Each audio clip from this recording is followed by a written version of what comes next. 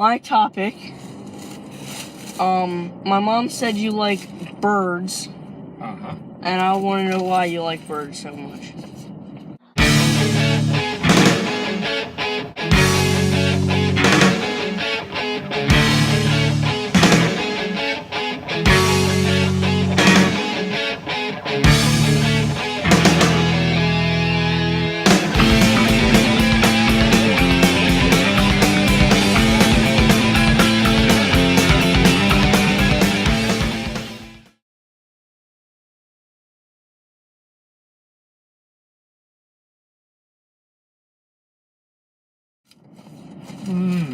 Well,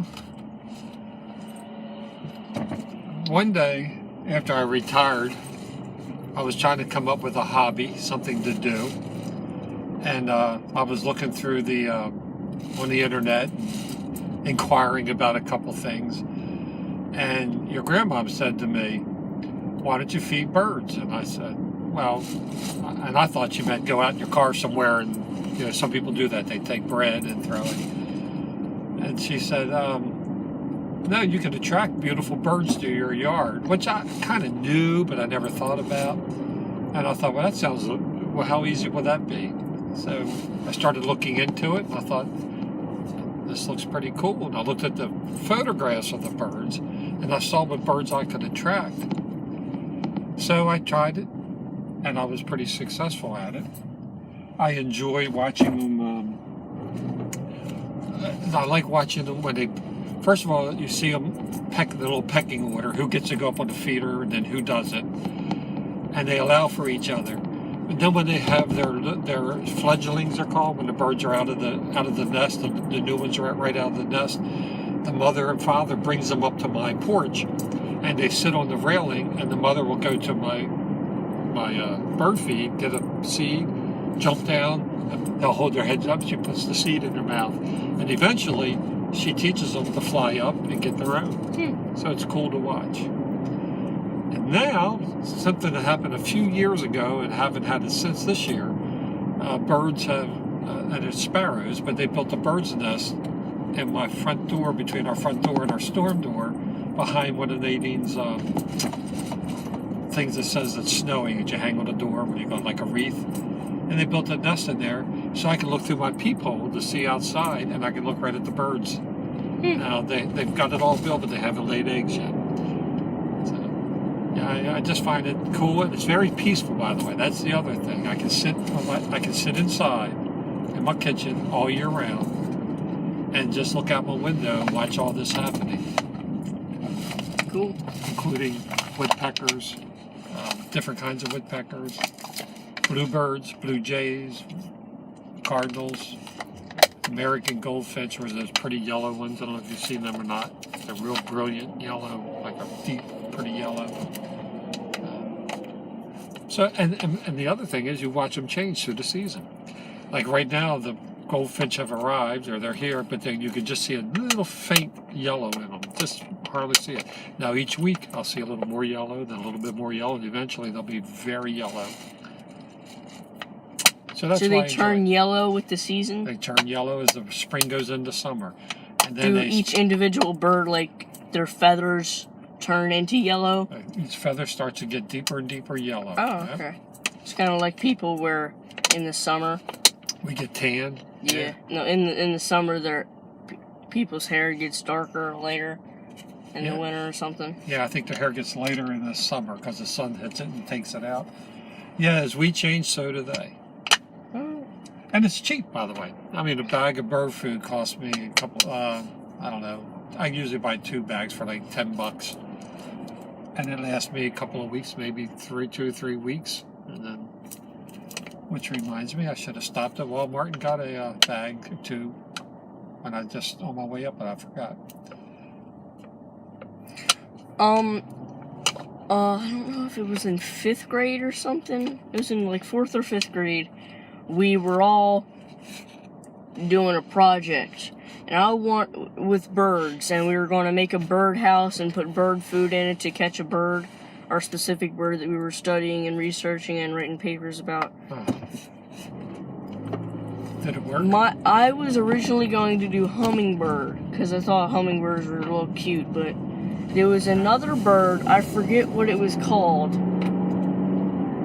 It was like little tiny. It was like tiny, like kind of the size of a hummingbird, and it was like orange and yellow or something.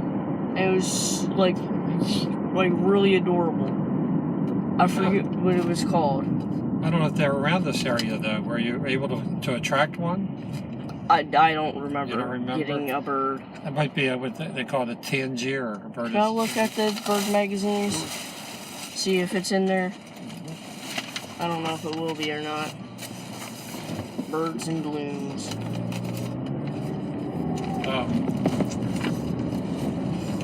Yeah, so now I've got bird houses in my backyard, and they make their nest in there, and I can watch them bring their fledglings out. So yeah, it's a relaxing and fun thing to do.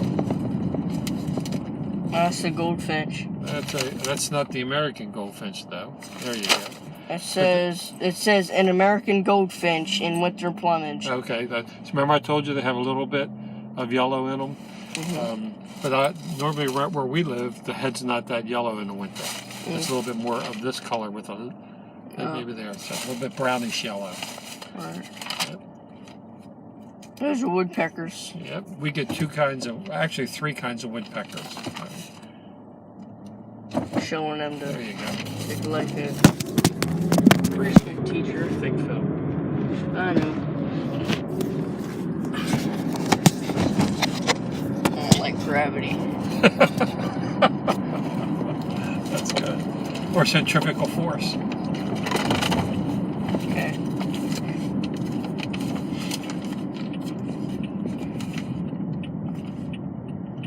And there's more of that. That's a little bit. That's the winter. That's the same picture, I think.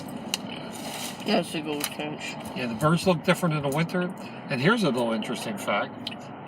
The females, nuthatch, the females don't get as pretty as the males in the bird world. In almost like 98% of the bird world, the males are the ones who get really brilliant colors. The females are a little duller looking.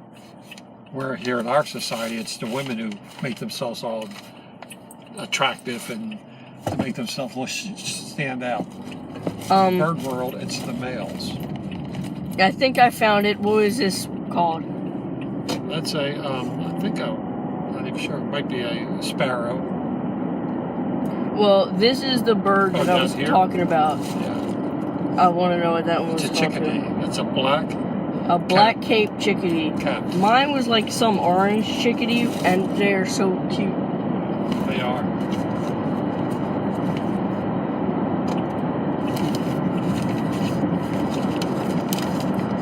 Now, one of the things that's a little odd is our baseball team for Baltimore is the Baltimore Orioles, which you hardly ever. The Baltimore Orioles are very hard to find. The Oriole bird.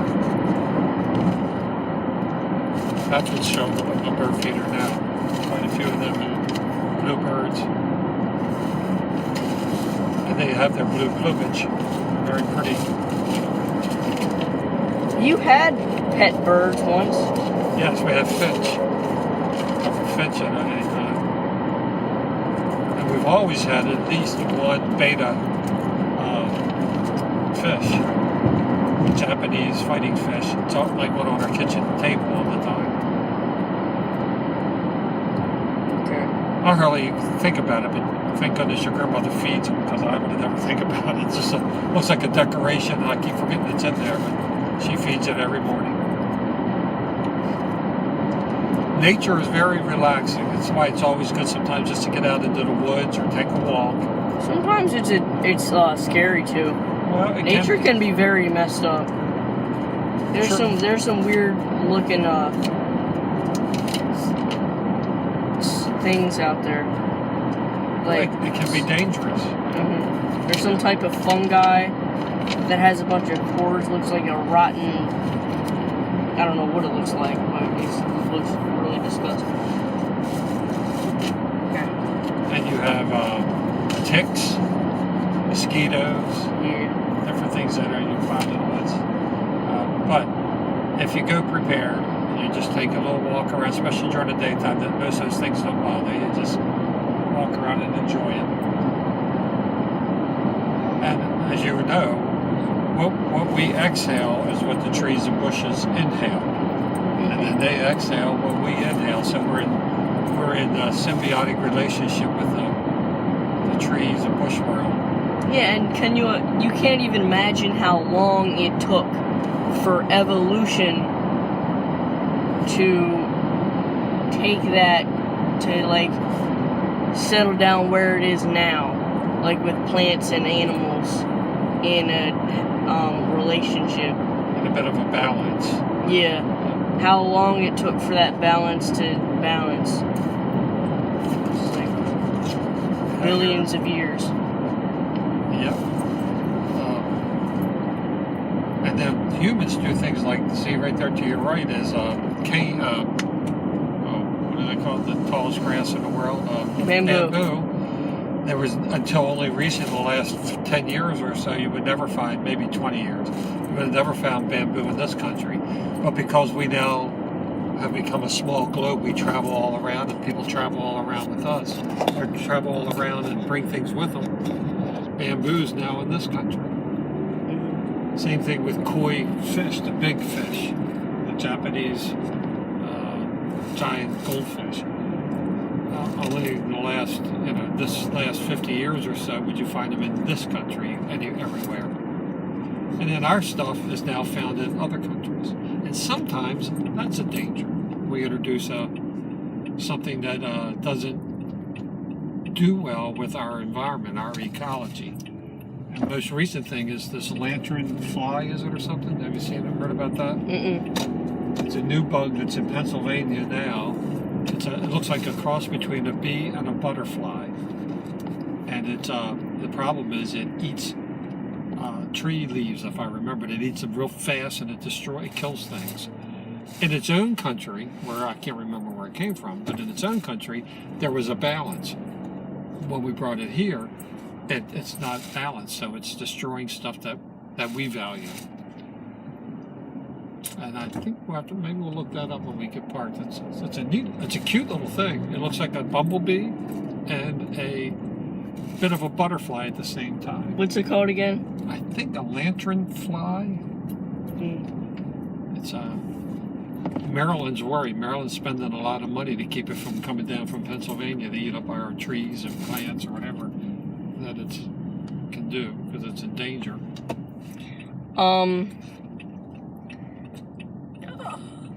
The last episode got taken down. It was banned in every country because I used the footage from the Angels and Airwaves. I used that footage of the planes tracking down the UFO the Air Force released. I used that footage. It was actually 2 separate videos they used. And wasn't it only like just a few seconds? No, it wasn't. Longer. It was like 2 minutes. But I took it out and uploaded another video without that in there and me explaining what happened to it. And it took? Hmm? And it took? We're able to look at it? Because I saw this morning there was a new episode you put on. Is that it? Yeah, probably.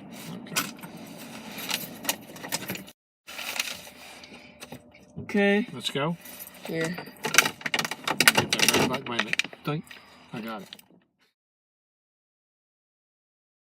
You'll be 15. Yep.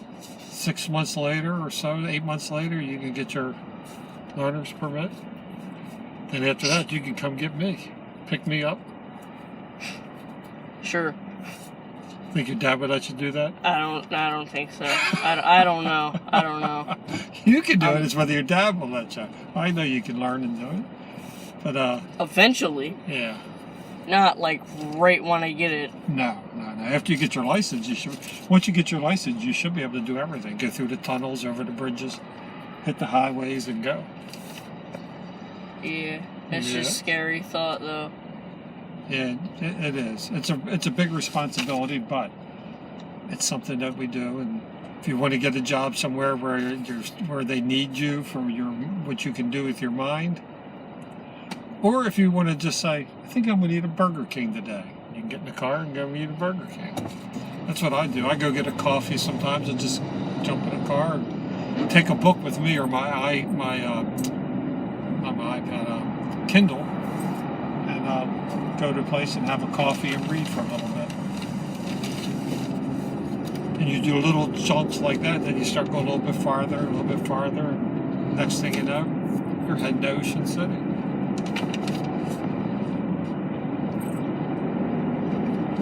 So when I was 19 years old, which I told you the story that, but I went to me and another friend, we traveled out west. And when I got in a car on a Saturday night after I had to go to a wedding and a reception, we left 10 o'clock at night and we drove for 12 hours till 11 hours till 9 in the morning. And we drove to Indianapolis, Indiana for our first night over. And then we drove down to Kansas. And then had an accident in Kansas. A friend was driving and hit a car, went through a stop sign and hit a car. So we drove the rest of our vacation with a crumpled up fender. So we took turns driving because we would drive like 12, 15 hours, and we went to Arizona, saw the Grand Canyon. Something I would highly recommend you see one day. Oh, I'd love to see the Grand Canyon. Unbelievable breath. It truly, when you hear people say it takes your breath away or stops your mind, when you get up to the edge and you look over, it's like... Yeah, George Carlin, he's a comedian, he said that there's so many deaths of people falling in from people taking pictures of themselves acting That's like right, they're falling in. Yeah. Like, hey, I'm actually falling in. Then they slip and go, or they just take those pictures. Yeah, occasionally people go over. I took the donkey ride down and the helicopter ride over with my son Keith. When he was younger, we did that. I wonder how it would... Did they let you go all the way down in the Grand Canyon? We went all the way down, crossed the river, the Colorado River to the bottom, all the way down the bottom. And then there was another, I don't know what you would call it, was etched out by time. And when you make a right and you go back a little ways, and they had a cabin there with little cabins for you to sleep in. Those who went to the bottom, they had a big steak dinner and food for us, and then we slept in the cabin, got up the next morning, walked around a little bit, then we got on our mules and came back up. It's fun, a lot of fun. Get your dad to take you, say, Dad. No, you got on mules? Yeah, yep. Dang. And the guy said, we had a Mexican mule leader, it was like about 10 of us. My Keith was next to the last and I was last. And the guy said, we've never had anybody go over on a mule yet. We do it, every day they go down and up. And he said, so when we stop, you turn your mule around so they look out over the edge. And when they look out over the edge, they won't go anywhere because it scares them. If they look at the up front, they might step back and then go out over the edge. So you turn them around. What's that? Cough? No, Water? Water. Sorry. So we're going along, and every time we stopped, he would stop and his mule would turn and look out over the edge, and the next one, and did it 2 or 3 times. And then one time he stopped, everybody stopped, I watched him turn, Keith's mule stopped and turned, and my mule turned and took a step out, and he went out and partway down. So I was like right, look this, and all of a sudden I'm looking down and over the edge. So I'm like pulling up on the reins. Oh no, to get it back, right? And the Mexican's yelling from the way, he's like maybe from here to that car away. So you're about to fall over. I'm up, yep. I could hear it, and the mule's trying to back up, but the rocks are coming out from beneath its feet, and I can hear him going down. So I'm yelling, hey, get help. The guy jumps off his mule, and he runs and he takes his hat off, and he puts it in front of the mule, and then I'm pulling as hard as I can, and finally I was able to step back. Needless to say, my heart was really beating on that one. And then we turned around and went again, and from there we didn't have to do that again. And it was breathtakingly beautiful as you went down. Hot, beautiful. Every so many feet down, the terrain changes because only certain things can grow down at the bottom. It wasn't beautiful when you're about to fall over. I'm telling you. He said when he goes, I've never had a mule do that. I said, how'd it be me? My son was almost crying. He was only probably your age, maybe younger. I think he was maybe 12 or 13 at the time. And he was like scared to death. He didn't know what to do. And the guy, he's stepping around, he's going behind a mule, in front of a mule to get down to me because he's the only one who knew what to do. And he finally got in front of me. And my mules, every time he took a step, we went a little bit farther to the edge because the gravel would give away. So when you're riding the mule and you just look to your left, you're looking down 1,000 feet or so. It's right there. You can't, because of the mule's belly, you can't even see the path. The path is probably only about that wide. And the mule is like that wide. Because the mule's wider, you don't see until you turn around, and then you're looking down, and you can see how narrow the path is. Dang. Yeah, it wasn't wide. It wasn't very wide. Guess the mule had like a brain fart and just. It did. Like, hey, I'm gonna step left over the edge. He said the guy said that's never happened before. Or he was a suicidal mule. Yeah, well, it wasn't my time, as they say. It just wasn't my time, but it was tremendously scary. I thought I was going over. Was your son in like the back seat of the mule? No, he was in his own mule. He was right in front of me. He didn't know what to do. He was screaming and crying. And well, people were like, how old was he? I think I said about 12, 13 at that age. Oh. So when I finally, when I was waiting for him to come, I looked and this is what I saw for the like 8 or 10 people that were taking the same trip as us, like this. Their mouths were open, their eyes were real wide because they're looking at me, but they can't help because they're on a mule, and their mule's looking over. And finally, we were able to pull them back up. I survived the mule ride to the Grand Why did they have the mule so close to the edge? Because that's the paths aren't that over the eons. I guess the paths aren't that wide. There are some that are wide. There's one that's really, it's just you walk along a trail. But in this case, when you're on the edge, it's pretty close.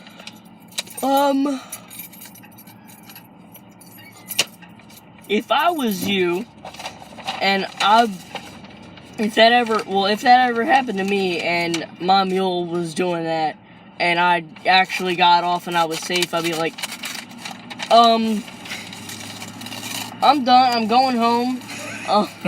Kiss the ground and then get off, right? Get off, kiss the ground, say, I'm out of here.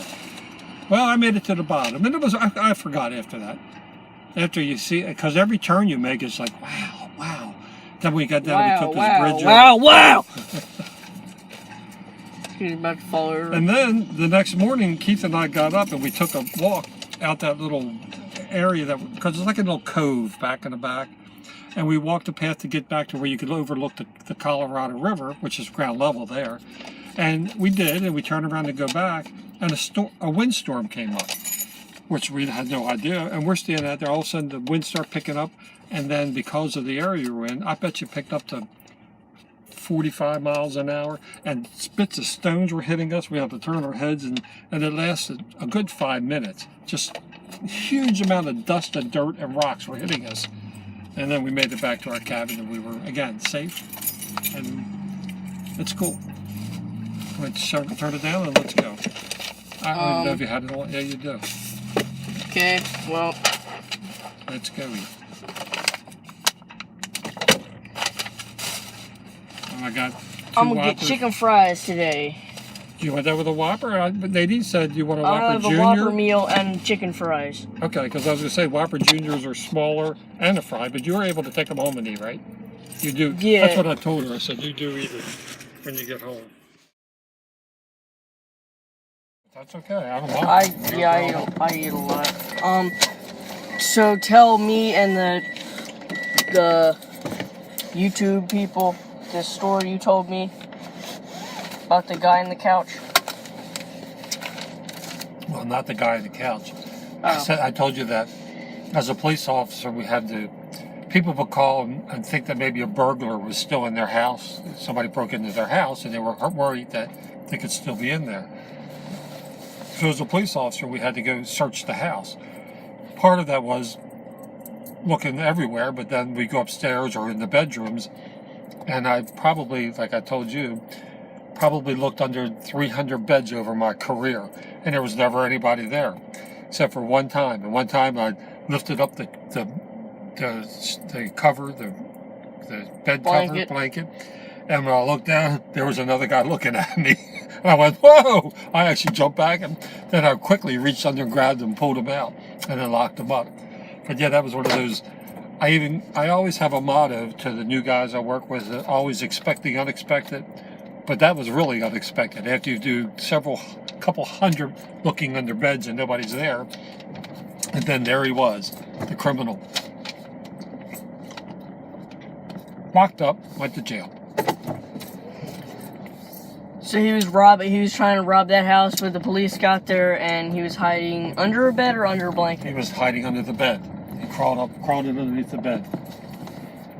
They usually hide in closets.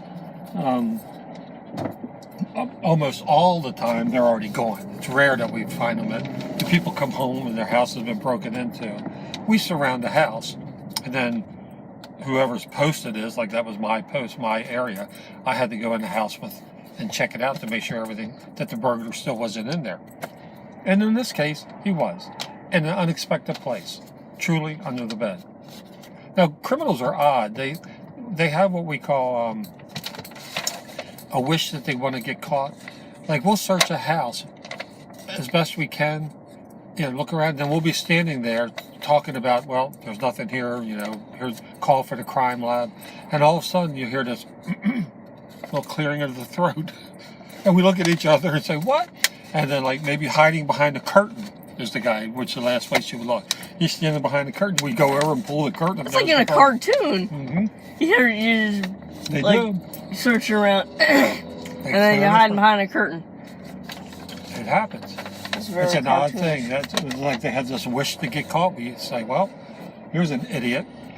And occasionally, some of the dumb things criminals do is they'll break into a house, they'll use the toilet, and they'll sit on the toilet, and when they get up, their wallet falls out. And then they leave, and when we're searching the house, we find the criminal's wallet with his name and address.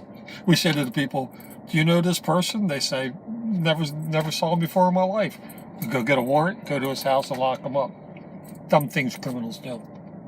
Another one is to rob a place and escape on foot while it's snowing. Yeah, you told me we just follow their trail, find them, go right to their house. Footsteps. Mm-hmm. They do it. So most criminals I don't used think. that thing. I don't know. It was one of these days where it was snowing really hard, and I got I was playing GTA 5, and my mom and sister went out on the snow. They were all dressed up, going out. They were going on the bike trail. And then later I was like, alright, I want to come out too. And then they were already ways down there. So after I got dressed and went out, and I'm like, dang it, where are they? So I get down to where I last saw them, and I follow their freaking footprints. And I find them. There you go. Follow the trail. And then as the criminals, if we follow the footprints and then the footprints kind of get messed up, you don't know where, like they go in the water, like a stream or something, then we call the canine dog. And the canine dog picks up from there, and he'll follow the stream, and they come out where they came out, and then we catch them that way too. And occasionally, what's weird is you can tell when they got in the car. The dog will go right up the stream, turn back up towards the road, and then just stop. And then we realized there was a car there, they got in their car and drove off. The dog can't follow the scent anymore, so we said, well, they got in the car and they're gone. Well, the story I wanted to tell. Yeah, I was going to say you have one for me. It didn't happen to us, but it happened to somebody else. It was my dad told my family the story. A family got home, and their dog was sitting on the floor choking. They brought the dog to the vet. And the vet after getting out whatever was in his throat, the vet said, I think you need to call the cops. And guess what was in the dog's throat? I don't know what. A finger. A finger. Oh my. It was choking on a finger. They went human home. Finger. They went home. They called the cops. Found out that there was a burglar, fingerless, hiding in their closet. Oh. See, now you have the evidence to finger from the and a fingerless criminal. You think court would convict him? I don't know if they found him passed out or not. I don't know if my dad said that the guy was passed out in the closet, but occasionally they get themselves killed. They try to crawl down a chimney to get in, and they get trapped in the chimney, and nobody knows they're in there. And they suffocate and die. Dang. There's dumb things criminals do.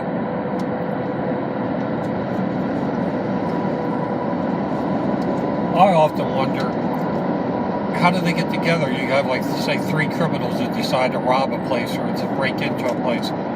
What do? Sit around and they say, "Hey, look, I'll ask Bob. You want to break into a house, commit a felony with me, and maybe do something?" But they do.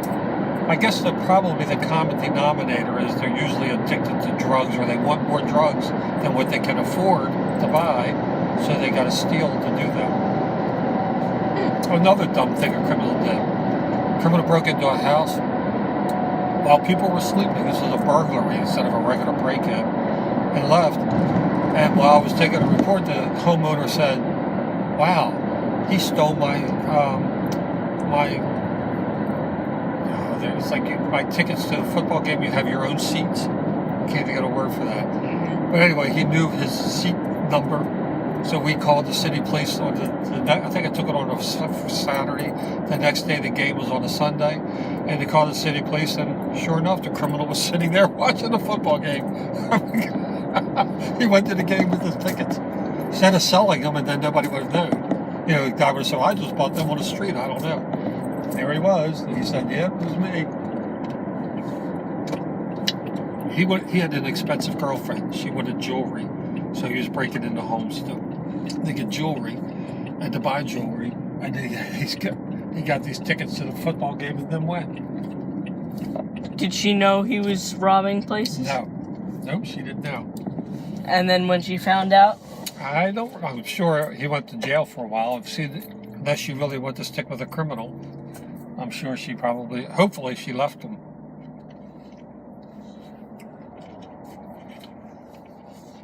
Yeah, there's some of the dumb things criminals do. And then there are a few smart ones. I mean, it's rare. I can only think of a handful of pretty smart ones, but they're the ones you never solve. You don't know it. You have a clue what happened. What's the strangest thing? Like the strangest thing was the smartest criminal? Well, again, since we don't know who they were, but a lot of them were able to get in and get out, like maybe break into a place and get out totally undetected, and we have no clue. There's no evidence left. Nobody will rat on them. Because a lot of times, burglars and thieves all rat on each other. Like if we say, "We'll give you some money if you tell us who did it," and they will. But occasionally, we have cases where armed robberies, and every once in a while, even murders, they're unsolved. And you realize that criminal thought it through. That they actually planned this and thought it through. Or most criminals are kind of, like I said, on the stupid side, where they just do things spontaneously, and then they get caught, or they leave evidence behind that we can catch them. Yeah, because there's like do you think, have you ever gotten like a really big robbery, like a robbery at a museum or something? Not me personally, not like that big. Well, usually those kind of robberies are like done in groups and they're very thought out. True. I guess the bigger the place, the smarter the criminal. I may have told you this one. Here's another dumb criminal. He didn't know it at the time, but a guy's house got broken into, and the guy called the police, and he was a bookie. We knew he was a bookie. He was a gambling person. He took money and divvied up money with the winners. And so he said to me, come here, I want to show you something. Now, they did break, whoever broke into the house and stole things like, some valuable stuff, some things here and there. But anyway, he called me into this room and he said, check this out. He said, the criminal came opened up my closet, and there were 2 suitcases in there, right? He said the criminal picked up the suitcases and moved them to the side to look for stuff, and he opened the homeowner said, check this out. He opened up the suitcases and there was several $1,000s in cash in the suitcases. So the criminal didn't even know that he lifted up $5,000 in cash. And can't get any better than having cash. And set it down to look for cash and money. And because he wasn't aware, he didn't get the big, he got a bunch of smaller things. Oh, so the criminal didn't know that there was money in those. He had no clue. He had the homeowner hid his money in suitcases, and the criminal actually picked up the suitcases to get in to look, to move him out of the way to look for things, and he had, I think if I remember, it might have been like $3,000 or $4,000 in 20s in each bag that they had, like a suitcase in each hand. If they had opened them up, it would have been a big heist. That would have been one of those big ones, and got away, but they didn't. All right, well, I'm gonna go put. It's that time, huh?